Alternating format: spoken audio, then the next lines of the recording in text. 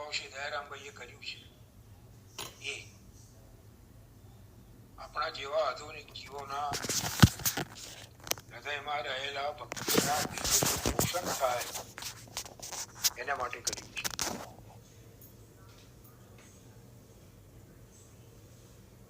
ગયા અઠવાડિયે 42માં ચંદ્રાવરામમાં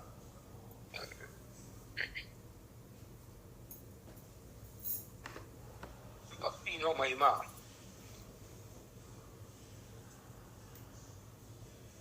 ભક્તિહીન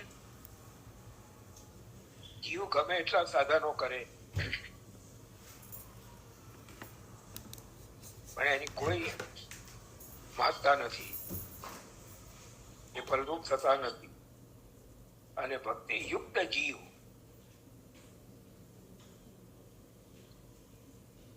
ભલે ગમે એવી નીચ જાતિમાં જન્મ્યો હોય છતાં પણ એ પ્રભુ પદની પ્રાપ્તિ કરી શકે છે.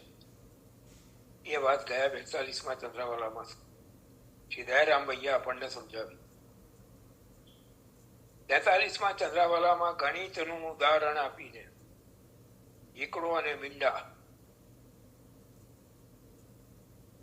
મીંડાની એકડા વિના શું કિંમત છે અને એકડો લાગે તો દરેક મીંડાની કિંમત કેવી વધતી જાય છે એ સમજાવ્યું. હવે એના વિવરણમાં શાસ્ત્રીજી સમજાવે છે, મુખ્ય મેકમ પુરસ્કૃત્ય શૂન્યાત્મનોપી સાધક ભવંતી તમ વિના નૈવ યથા સંખ્યાંક બિંદવ. જેમ એક આંકડા સિવાય હાર બંધ ગમે એટલા મીંડા કર્યા હોય તો એ નકામા છે, પરંતુ જો એક અંક આગળ મૂકીને પછી ગમે એટલા બિંદુઓ વધારીએ તો દરેક શૂન્યમાં 10 ગણી સંખ્યા વધતી જાય છે. તેમ એક ભક્તિપૂર્વક કર્મ જ્ઞાન વગેરે જેટલા સાધનો સાધક કરે એટલા સફળ થાય છે, પરંતુ જો ભક્તિ વિના સાધક ગમે એટલા કર્મ જ્ઞાન આદિ સાધનો કરે તો પણ એ નકામા છે. આ શ્લોકના આધારે કવિશીય ઉપરની 43મી કડી રચેલી છે.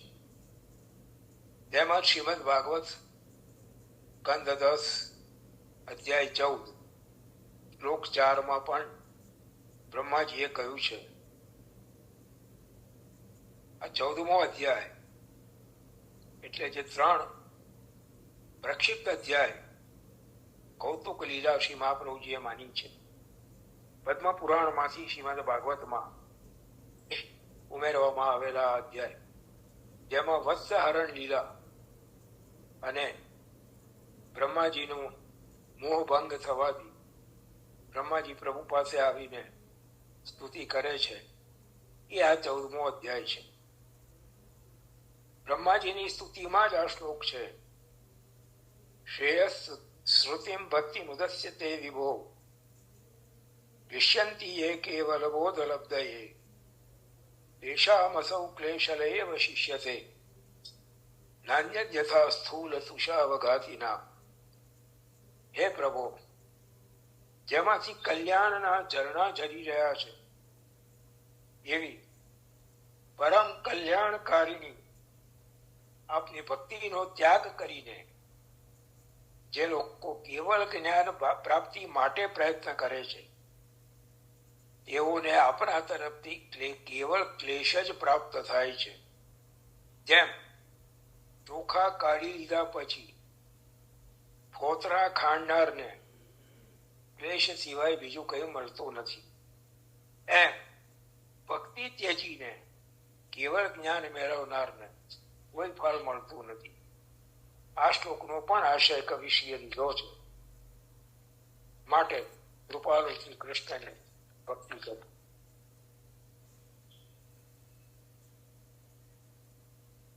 છેલ્લા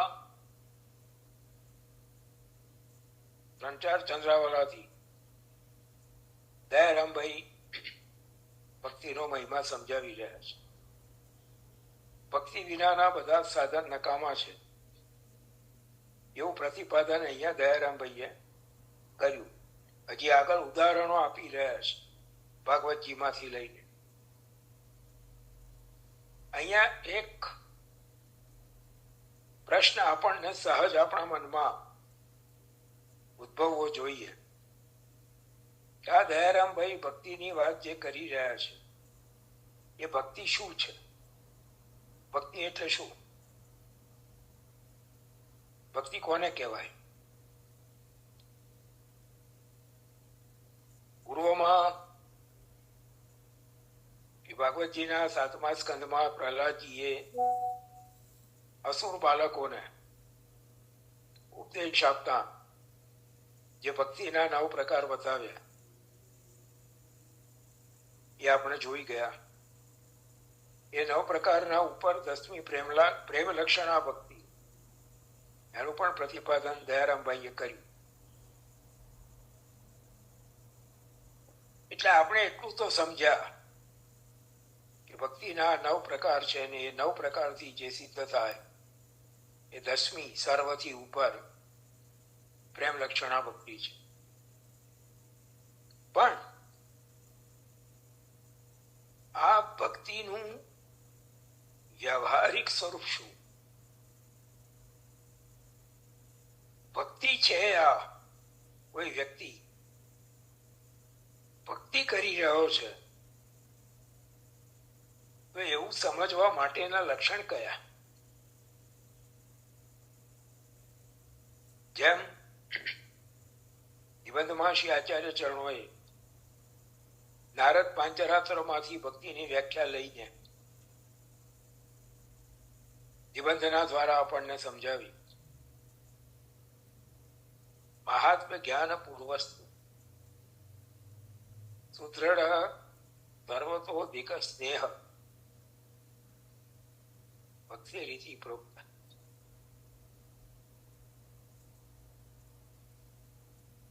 પહેલી શરત છે ભક્તિની મહાત્મ્ય જ્ઞાન. અહીંયા ભલે જે જ્ઞાનની નિરર્થકતા દયારામભાઈએ બતાવી એ જ્ઞાન કયું? ભક્તિ વિનાનું જ્ઞાન.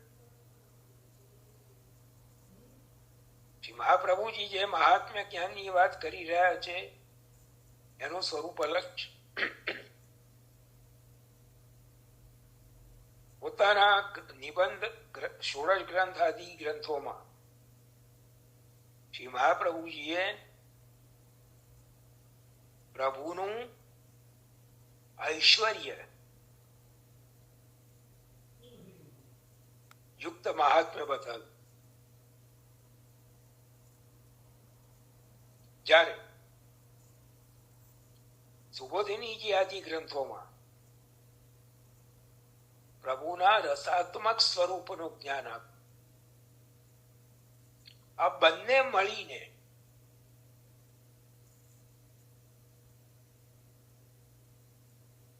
પ્રભુનું ઐશ્વર્યાત્મક સ્વરૂપ અને પ્રભુનું રસાત્મક સ્વરૂપ આ બંને મળીને મહાત્મ્ય જ્ઞાન બને. ભક્તિ માટેની પૂર્વ શરત છે મહાત્મ્ય જ્ઞાન. અને એટલે જ આપશ્રીએ એક અન્ય ઠેકાણે આજ્ઞા કરી, શાસ્ત્રમ અવગત્ય મનોવાગ દેહી કૃષ્ણ સેવ્ય. શાસ્ત્રને સારી રીતે સમજીને મન, વાણી અને દેહથી કૃષ્ણની સેવા કરો.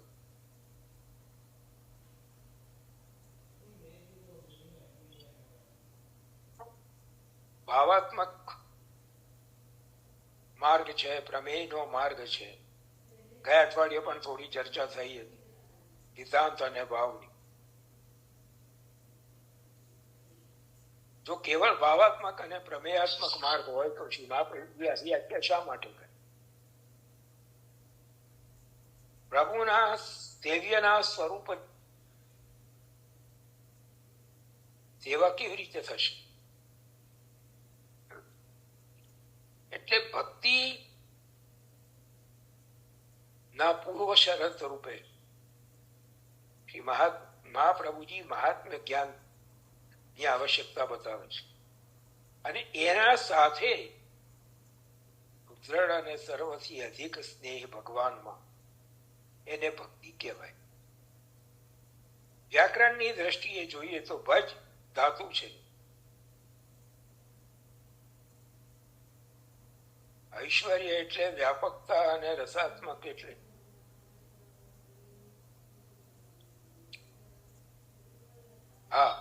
ઐશ્વર્ય એટલે વ્યાપકતા, પ્રભુનું બ્રહ્મ સ્વરૂપ, પ્રભુનું સર્વભવન સામર્થ્ય.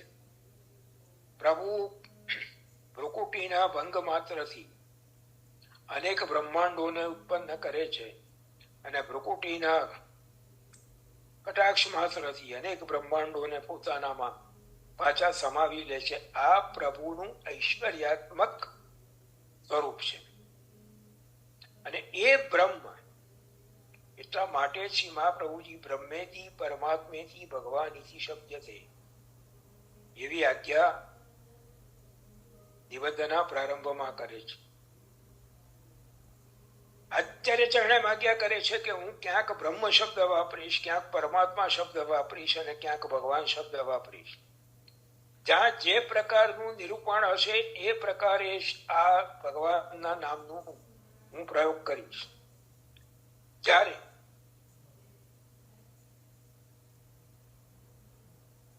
વ્યાપકપણાની વાત છે ત્યારે એ બ્રહ્મ છે. જ્યારે ભીતરમાં બિરાજેલા પ્રાણી માત્રના ભીતરમાં બિરાજેલા સ્વરૂપની વાત થાય છે ત્યારે એ પરમાત્મા છે. અને જ્યારે ભક્તના ભાવને વશ થઈને સાકાર સ્વરૂપ ધારણ કરીને પ્રગટ થાય છે ત્યારે એ ભગવાન છે. ભગવાન ત્યારે છે કે જ્યારે ભક્ત હોય. ભગવાનને ભક્તની અપેક્ષા છે. ભક્ત હોય ત્યારે જ એ ભગવાન બને છે, અન્યથા નથી બનતા. બીજી રીતે જોઈએ, બિલકુલ બીજી રીતે જોઈએ તો વેદમાં બ્રહ્મ છે, ગીતાજીમાં પરમાત્મા છે, અને શ્રી ભાગવતમાં ભગવાન છે. જુદા જુદા સંદર્ભમાં જુદા જુદા નામોથી ઓળખવામાં આવે છે. વસ્તુતઃ એક જ છે. અને એટલા માટે જ શ્રી મહાપ્રભુજીએ સમર્પણ દીક્ષાને કૃષ્ણ સંબંધ નામ નથી આપ્યું, બ્રહ્મ સંબંધ નામ આપ્યું છે.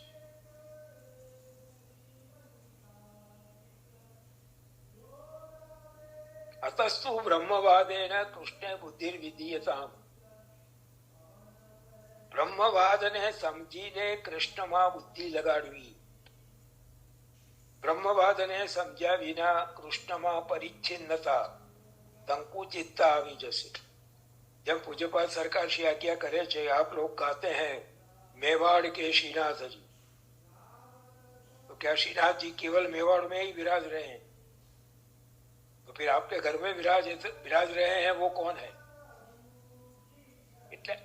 એટલા માટે પ્રભુના સ્વરૂપને, પ્રભુના મહાત્મ્યને ઓળખવું બહુ જરૂરી છે.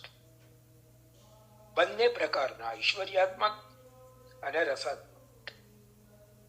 સ્નેહની વાત જ્યાં આવે છે ત્યાં રસાત્મક સ્વરૂપનું જ્ઞાન જરૂરી છે. પણ સ્નેહ ઉત્પન્ન થતા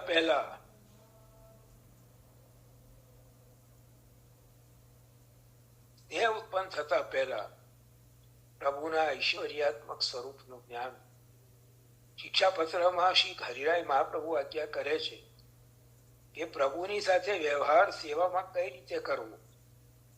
ભય રાજાવત અને સ્નેહ બાલકવત, અહીંયા બંને વાત આવી. ઐશ્વર્યનું અનુસંધાન છે, ભાન છે, તો રાજાના સમાન પ્રભુ સાથે આપણો આદરપૂર્વકનો વ્યવહાર થશે. અને રસાત્મક સ્વરૂપનું અનુસંધાન છે તો બાલક જેવો વ્યવહાર થશે. થોડું અટપટું લાગે છે, પણ બંનેને બેલેન્સ કરતા આપણે શીખવું પડશે. જો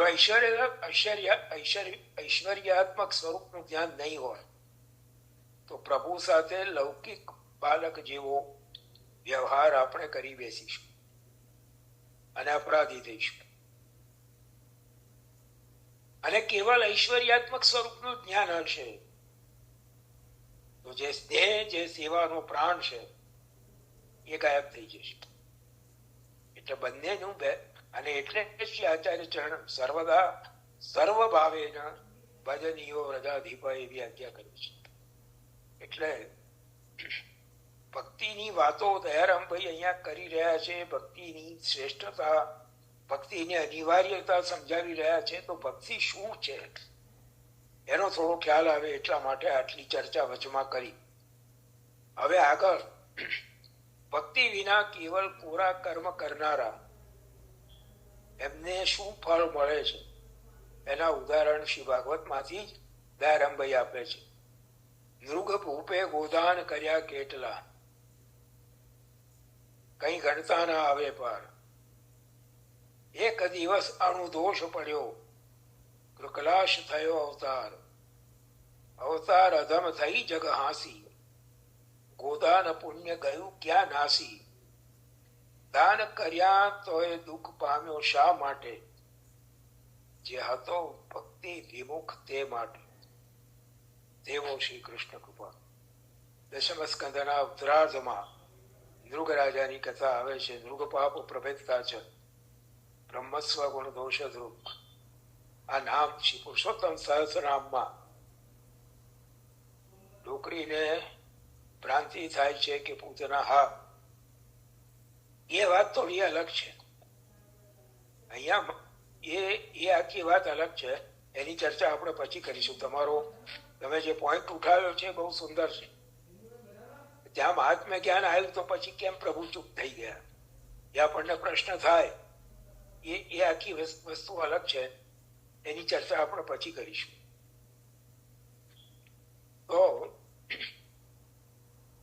શ્રીમદ ભાગવતમાં દશમ સ્કંદના ઉત્તરાર્ધમાં આ કથા આવે છે નૃગ રાજાની, અને એના સંબંધિત નામ શ્રી પુરુષોત્તમ સહસ્ર નામમાં શ્રી આચાર્ય ચરણોએ આપ્યા. નૃગ પાપ પ્રભેદતા છે બ્રહ્મસ્વ ગુણ દોષ નૃગ.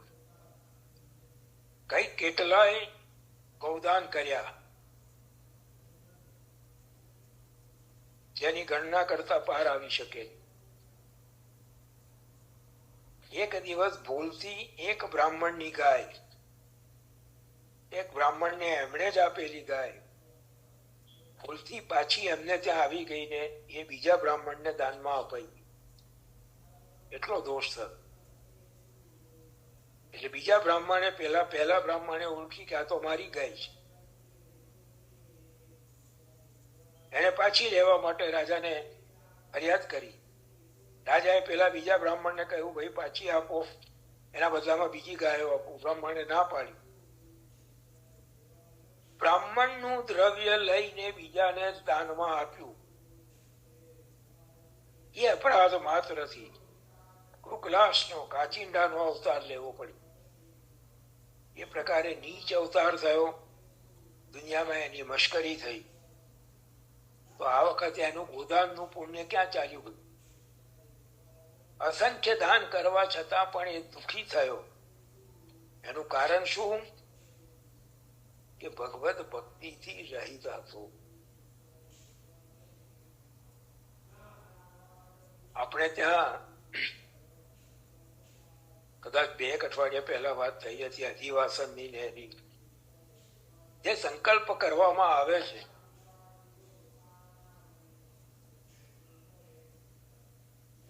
તો એમાં સંકલ્પ કરતી વખતે એવું બોલવામાં આવે છે પ્રિયતાન ન મમા.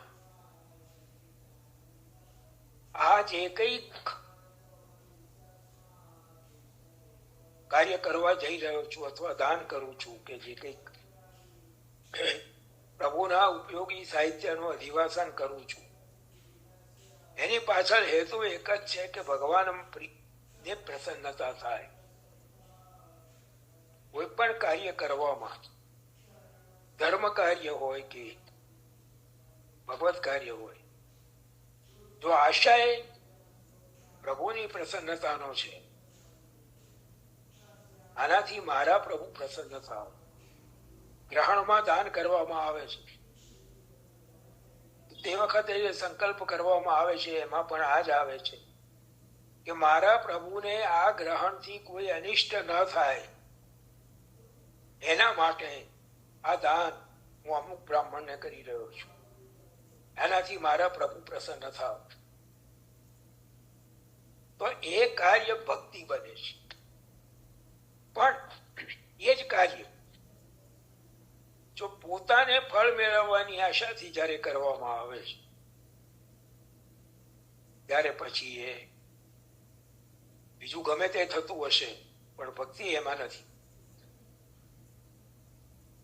આ ચંદ્રાવાલામાં કવિશ્રી ભક્તિ વિનાના બીજા દાન વગેરે સાધનો નકામા છે એમ જે આગળ 43માં ચંદ્રાવાલામાં કહ્યું એનું સમર્થન કરવા દ્રષ્ટાંત આપે છે કે શ્રીમદ ભાગવત દશમ સ્કંદના 64મા અધ્યાયમાં નૃગરાજાનું આખ્યાન છે.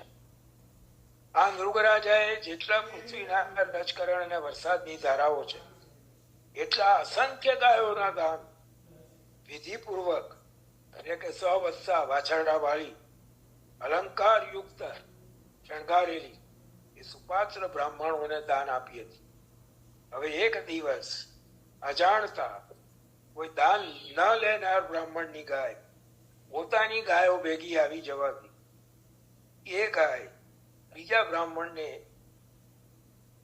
નૃગરાજાએ દાનમાં આપી. બ્રાહ્મણ દાન લઈને જતા માર્ગમાં ગાયના માલિકે જોયું કે આ તો ગાય મારી છે. દાન લેનાર કે મને રાજા નૃગે આપી છે. બંને તકરાર કરતા રાજા પાસે ગયા. રાજાએ બંનેને પ્રાર્થના કરી કે આના બદલામાં બીજી ઉત્તમ 1,00,000 ગાયો આપું, પરંતુ અનુગ્રહ રહિત એ બ્રાહ્મણોએ ના માની અને ગાય ત્યાં મૂકીને બંને ચાલ્યા ગયા. એવામાં રાજાનું મરણ થયું અને અજાણતા આપેલી ગાયના પરિણામે અધમ એવો કૃકરાશ કાચિંડાનો અવતાર લેવો પડ્યો. જેથી કવિશ્રી કહે છે કે અનેક દાન કરવા છતાં નૃગરાજા ભગવદ ભક્તિથી વિમુખ હોવાના લીધે જ એને કૃકલાશનો અધમ અવતાર લેવો પડ્યો. માટે ભક્તિ જ એ અંક છે અને બીજા દાન વગેરે સાધનો પુણ્ય જેવા છે. અર્થાત કર્મ જ્ઞાન વગેરે ગમે એટલા સાધન કરીએ, દાન પુણ્ય વ્રત વગેરે કરીએ, પરંતુ જો ભગવદ ભક્તિ ના હોય તો એ તમામ સાધનોની કોડીની પણ કિંમત નથી. એ આ નૃગરાજાના દ્રષ્ટાંતથી સમજાય છે. માટે કૃપાળુ શ્રી કૃષ્ણની ભક્તિ કરો, સેવા કરો. આવું બીજું ઉદાહરણ 45માં ચંદ્રાવાલામાં દયારામભાઈ આપે છે, પણ એને હમણાં આપણે અહીંયા વિરામ આપીએ છીએ. હમણાં જે વચ્ચે આમાં મેસેજ આવ્યો પેલા માજીનો કે લાલ સામે પૂતનાને મારી, આવું બોલાઈ ગયું અને પ્રભુ બોલતા બંધ થઈ ગયું. તો ત્યાં પણ એ પ્રશ્ન થાય, બેને જે મુદ્દો ઉઠાવ્યો બહુ સુંદર ઉઠાવ્યો, તો પછી મહાત્મ્ય જ્ઞાન આ માજીને સ્ફુર્યું, તો પછી પ્રભુ અપ્રસન્ન કેમ થઈ ગયા? મહાપ્રભુજી તો આજ્ઞા કરે છે કે પહેલું મહાત્મ્ય જ્ઞાન જોયું. બંને વાત સાચી છે. મહાત્મ્ય જ્ઞાન જોઈએ ક્યાં સુધી? જ્યાં સુધી સુદ્રઢ અને સર્વથી અધિક સ્નેહ થયો નથી ત્યાં સુધી. મારી બુદ્ધિ પ્રમાણે મને સમજાયું છે એ ઉદાહરણ હું ઘણી વાર ભગવતીઓ આગળ રજૂ કરતો હોઉં છું. અત્યારે જે ઉપગ્રહ છોડવામાં આવે છે અંતરિક્ષમાં, એ ઉપગ્રહ પૃથ્વી પરથી અંતરિક્ષમાં મોકલવા માટે એની એની સાથે એક બુસ્ટર રોકેટ હોય છે. એ બુસ્ટર રોકેટ ને ફાયર કરે, ઉપગ્રહને લઈને આકાશમાં જાય. આકાશમાં જાય અને એ ઉપગ્રહની જે ભ્રમણ ઓર્બિટ નક્કી કરેલું હોય એમાં એ ઉપગ્રહને લઈ જઈને ગોઠવી શકે. પછી એ ઉપગ્રહ પોતાના બળથી આપોઆપ એ ભ્રમણ કક્ષામાં ફરતો થઈ જાય.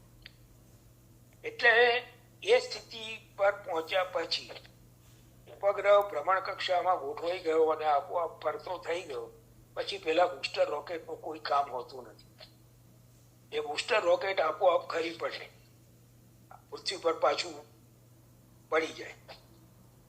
એ બુસ્ટર રોકેટ ના ખરી પડે તો શું થાય? એ ભ્રમણ કક્ષામાં ગોઠવાયેલો ઉપગ્રહ એ બુસ્ટર રોકેટના વજનને કારણે પોતાની ભ્રમણ કક્ષામાં ફરી શકે નહીં અને ઉપગ્રહ પણ ફેલ થઈ જાય.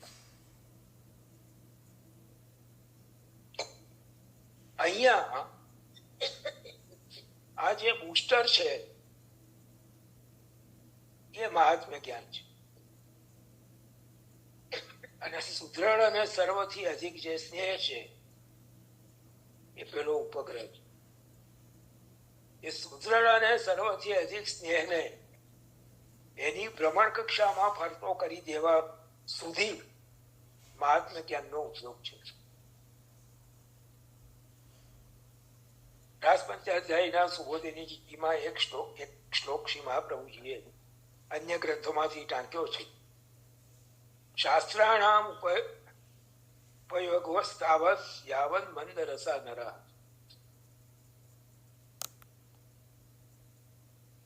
શાસ્ત્રનો ઉપયોગ ત્યાં સુધી છે કે જ્યાં સુધી મનુષ્યના અંદર રહેલો રસ જાગૃત નથી થયો.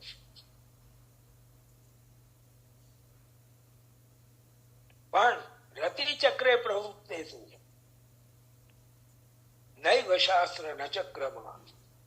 પણ એક વાર એના અંદર રહેલું રતિચક્ર, પ્રેમનું ચક્ર ફરતું થઈ જાય.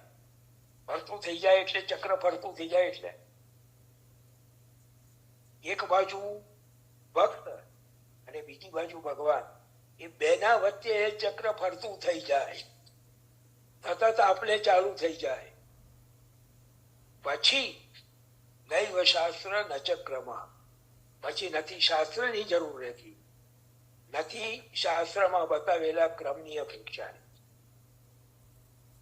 એટલે અહીંયા જે આ માજીનું ઉદાહરણ છે એ એવું છે કે એ પેલા ઉપગ્રહની જેમ ભ્રમણ કક્ષામાં ફરતા થઈ ચૂકેલા છે. રતિચક્ર પ્રવૃત્ત થઈ ગયું છે. એના પરિણામે એમના ને એમના પ્રભુ વચ્ચે સતત દેહના સ્પંદનોની આપલે ચાલુ છે. એમાં પેલું બુસ્ટર રોકેટ પાછું વચ્ચે લાગ્યું.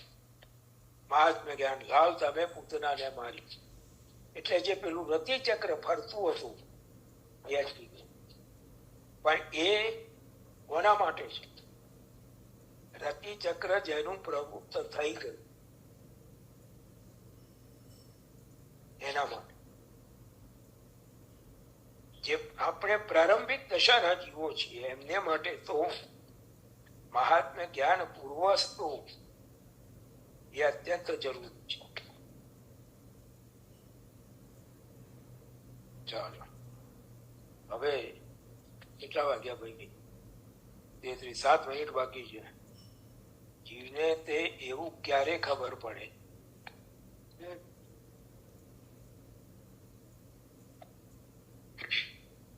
જીવને ખબર પાડવાની જરૂર નથી.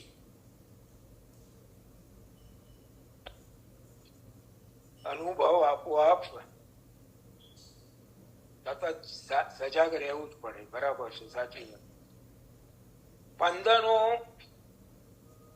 પોતાના પ્રભુ માટેના આપોઆપ ઉદ્ભવતા થાય. અને પ્રભુ કૃપા કરીને એ સ્પંદનોનો પ્રતિભાવ એ ભક્તના હૃદયમાં જતાવતા થાય, એ આપોઆપ ખબર પડે.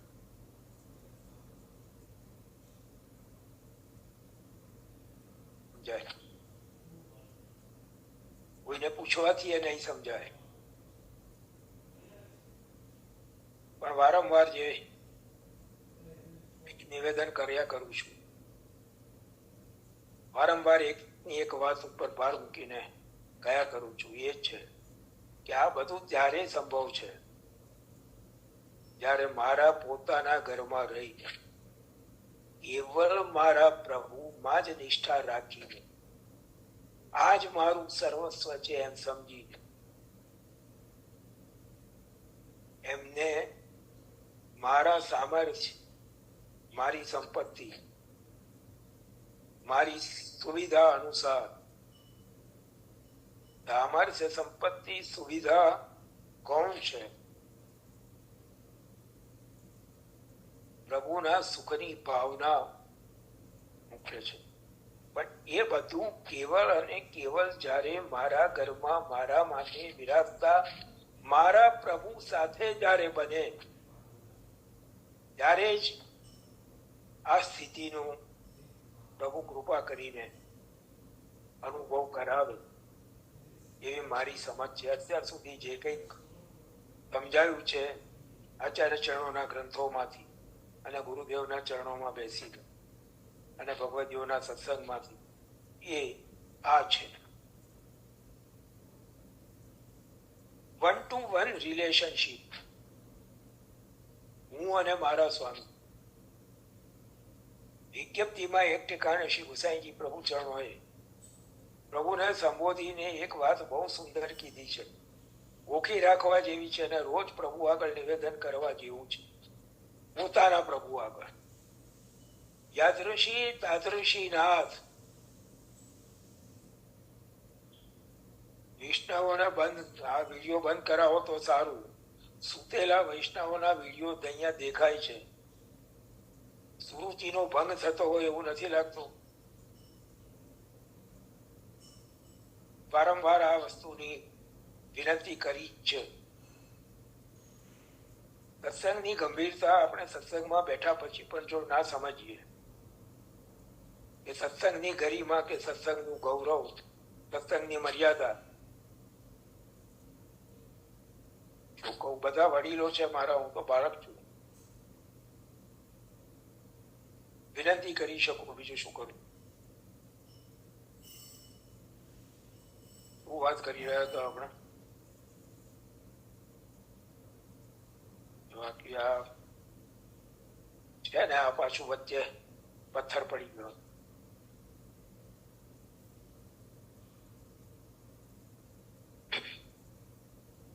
એટલે હા, યાદૃશી તાદૃશી નાથ. હા, સ્વતપાદાબ જય કિંગ કરી. ગુસાઈજી પ્રભુચરણ પ્રભુના ચરણોમાં વિનંતી કરતા કહે છે કે હે નાથ, જેવી છો તેવી, યાદૃશી તાદૃશી નાથ, જેવી છું તેવી નાથ, સ્વતપાદાબ જય કિંગ કર. કેવલ અને કેવલ આપના જ ચરણ કમલોની દાસી છું. બસ આટલું અંદર ઉતરી જાય, પ્રભુ આગળ નિવેદન કરતા રહીએ અને એને અમલમાં મૂકીએ.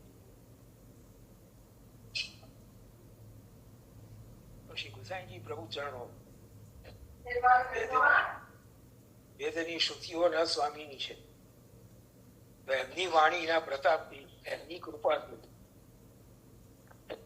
પ્રભુ એ નિવેદન અવશ્ય સ્વીકારે અને એ સ્થિતિનું દાન અવશ્ય કરે.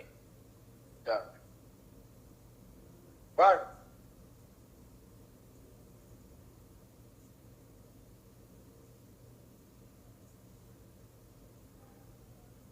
the whole thing is that Satish કાકા, બોલો ભાઈ. કાકા 2 મિનિટની વાર છે અને બીજી લિંક મૂકી દીધી છે. હા, લિંક મૂકી દીધી છે ને, બહુ સરસ. બીજી લિંક મુકાઈ ગઈ છે અને આપણો સત્સંગની વચ્ચે બ્રેક આવે તો તરત પાછા જોઈન થઈ જવાનું છે નવી લિંકનો ઉપયોગ કરીને. એટલે the hall thing is that તૈયારી આપણી છે ખરી. બસ, આનાથી વધારે મારે કંઈ કહેવું નથી. આપ સૌ બધા ખૂબ સમજદાર છો એટલે ઈશારા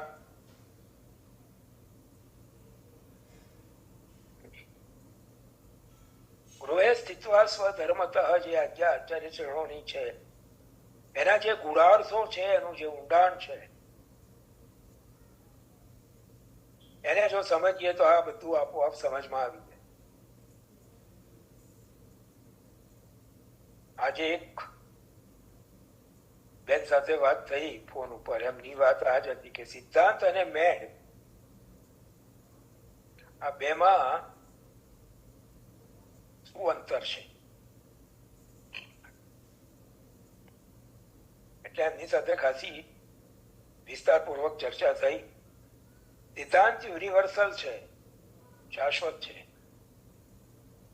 મેળ વ્યક્તિ અલગ હોઈ શકે છે, પણ સિદ્ધાંત ને સમજીને